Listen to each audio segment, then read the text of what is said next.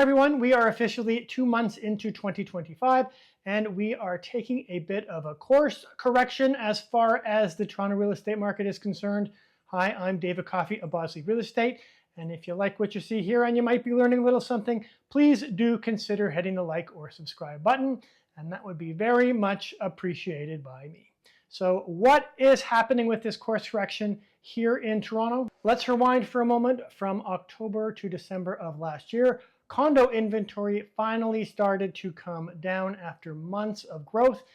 A lot of that had to do with interest rates coming down, inflation was coming down, and buyers were feeling comfortable stepping back into the market. And so they started to come back in larger numbers and buy some of that condo inventory. Now, many people expected that to continue into this year, but it didn't.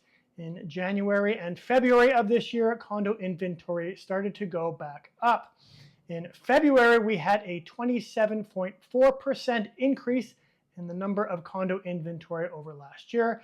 And just from January to February, the inventory has gone up 28.5%. That is quite a bit considering that January usually has fewer transactions than February. So what is going on here? Let's talk about culprits. Of course, we have the most obvious reason for this happening. Since January, we have had a lot of tariff threats between Canada and the US.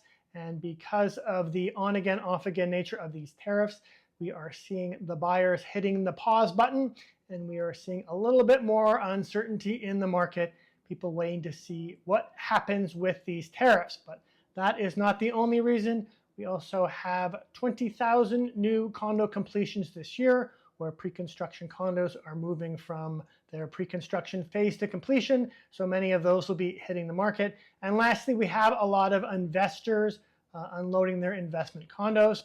And the reason they are doing that, many of their mortgages are being renewed from 4 or 5 years ago when rates were much lower, and carrying that mortgage now is going to be a little bit more expensive. And we can't forget that rents are slowly starting to creep down. So the rental market is not as appealing right now as it used to be. Even in this market, not all property types and segments are functioning the same. If you are selling a first-time buyer house under 1.5 million in a neighborhood that is in demand, you will do very well because there is a lot of demand and competition in that segment. And in general, houses tend to perform better than condos. Now, even in condos, there is some differentiation. 2-bedroom condos are performing a little better than their smaller counterparts right now.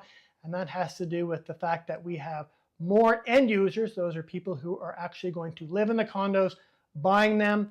And we are seeing more people interested in larger condos right now instead of their smaller counterparts. Now, there are certain condos that are not selling well, and those tend to be condos with tenants in them. There are not a lot of investors out there buying right now. And because it is difficult to get rid of a tenant in the current province of Ontario, it is not a big demand item. And of course, we have all those condos coming to completion from pre-construction. Many of those owners will try to sell those condos at a higher price because they want to make their money back, but in reality, they are probably below where they bought it. So there's going to be a lot of overpriced new pre-construction condos that are coming to market now. So where are we heading? Well, that's going to be difficult to tell. Obviously, with the tariffs, we really don't know what the long-term effects are going to be of those. But based on the stats, let's take a stab in the dark. Again, this is not crystal ball talk. This is based on statistics. So in the short term, we should still continue to see some building of condo inventory, possibly over the next year or two. But do keep in mind that because all new pre-construction condos now require 70% purchase before they can start to be built, there are no new condos being launched.